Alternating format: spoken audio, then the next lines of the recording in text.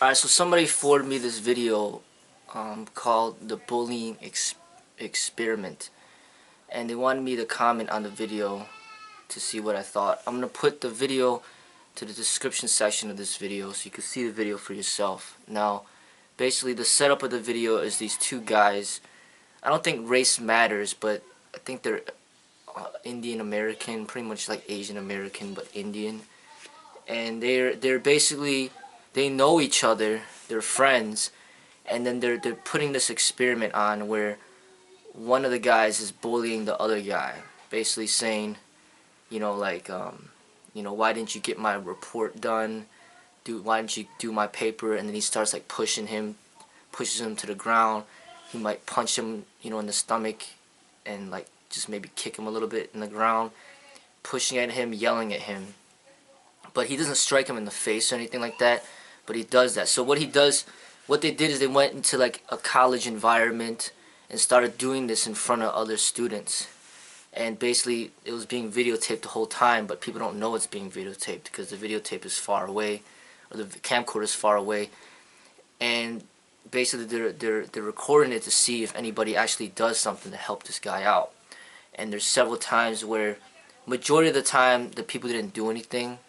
And then there were some times where people did stand up for the guy and try to protect him. One of the times was even a woman that stood up for the guy and basically, tried to prevent the guy from being harmed. And there's a guy that pretty much jumped on the guy's back and restrained the guy from hurting the guy. There was other people that stepped in, but there was some cases where people just didn't do anything. They just walked by. They just didn't care. And I don't think,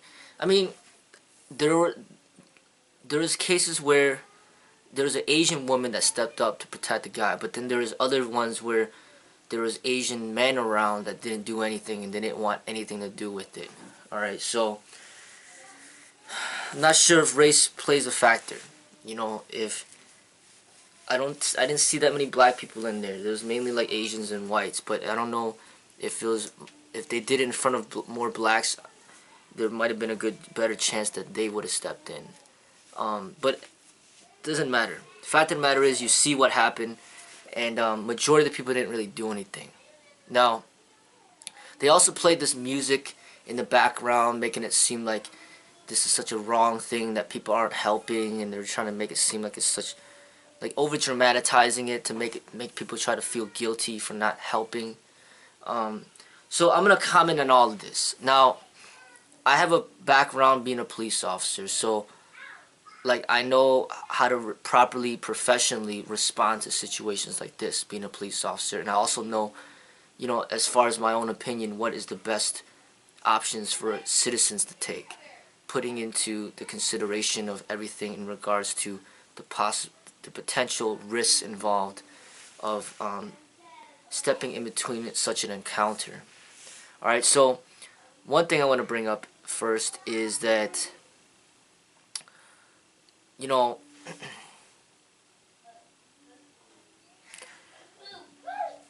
so there's this bullying going on, right? And it's between two men, and I think the outcome potentially could have been very different if it was one man bullying a woman in public in front of everybody, or one man bullying a child in front of everybody. I think that would have more of a different impact. But it's one man against another man. This man is bullying this man, and for the people that are witnesses to this, there are things to consider, as far as whether or not they should be stepping in. But this is what I want to bring up. People that beg for money, for example, is kind of like a similar thing. People are begging for money. They don't, they might be poor. They might be wearing rundown clothes. They might be homeless, and they're begging for money, and you don't give them money. You just walk by. It's very similar. This is like, we live in a system, in a capitalistic society, that promotes you to protect your own, not to really help other people out, but to kind of help yourself out and help those you are close to. Now, if your friend is being bullied, yeah, there's a greater chance that you're going to want to step in to protect your friend or your wife or your kids. Of course, because they're your own. You know, they're part of your family. But when it step outside of your family or your friends, now you view these people as strangers. Now you don't really care about their well-being and their safety. So, for example, you know, there's people that are getting shot and killed all the time, all over the newspapers. But because you don't know who they are, you live about you move on about your day. You don't really care. But if your mom and dad ended up getting shot and killed, then you might be psychologically damaged for, you know, many years or potentially for your whole life. Or if your child gets shot and killed, then all of a sudden you may be psychologically damaged for many years or your whole life. But because it's a stranger that's getting shot and killed, you don't even care. You know, even people that you don't know, like, personally directly, but people that just died that you know of in the media, such as like Paul Walker, it makes people a lot of you know, that know of him become very depressed. Same thing with Michael Jackson and these public figures. So when we start to get to know people, then we develop this compassion. But how many people actually have compassion for strangers? Really, there's not that many out there. You know, I mean, when a homeless person comes up to you, asks for money, typically people just ignore the person. They don't give them anything and they just brush them off. And I think in this situation, it's similar, you know, to that. And you're even asking more out of the person, because not only are you asking for money, but you're asking for help, you know, to basically physically help this person, you know, from danger. And that requires, like, skill, you know, a skillful response. And you need to have, like, a certain physical development in order to respond properly, especially if you don't have certain tools that police officers have, that are equipped with.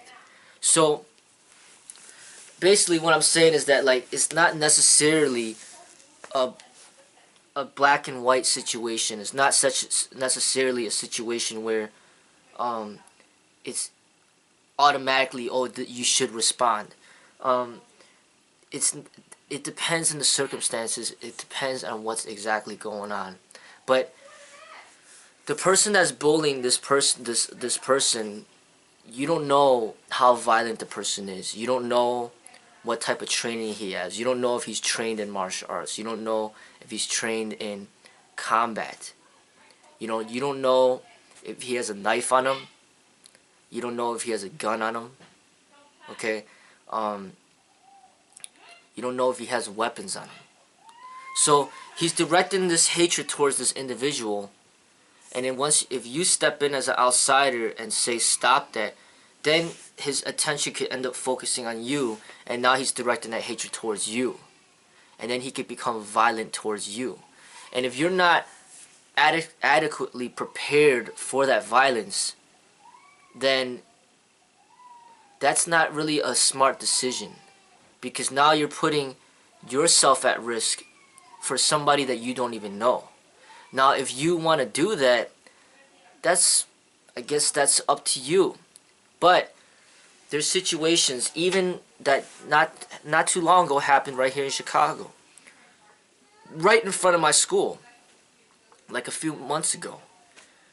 There's two people fighting, or one person beating down another guy on the sidewalk. He pretty much he killed him. He stomped on him until he died. And basically that's what was happening. The guy was stomping on this guy until he died. Now, I wasn't there, I didn't see it, but if you're an observer, a witness to that, are you going to step in and try to stop this? Well, if you do, you might be the one that gets stomped and killed over somebody that you don't know. And you don't know what this person did to deserve that. But come to find out later on, it was a gang retaliation. The guy that was getting stomped on and that actually died was basically shooting at the guy that stomped on him, shooting at one of his family members or whatever. And then it was a retaliation. It was a gang thing.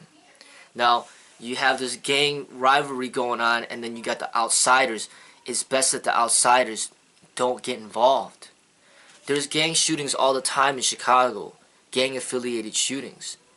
Luckily, bystanders are not being shot and killed, but but somebody's dead on the street is because he's a gang member and there's a retaliation. But if an outsider came in and said, no, don't do that, now they could shoot the outsider, and then all of a sudden, you know, you got somebody that's innocent that died. So basically, when people are in an argument, in a confrontation, you don't know exactly what is going on. You know what I mean? The person is bullying this guy and basically pushing him down. What if the guy that got pushed down just like had sex with this guy's girlfriend, and then the guy's pissed off and they're fighting? I mean, it's almost like a justified fight. You know what I mean?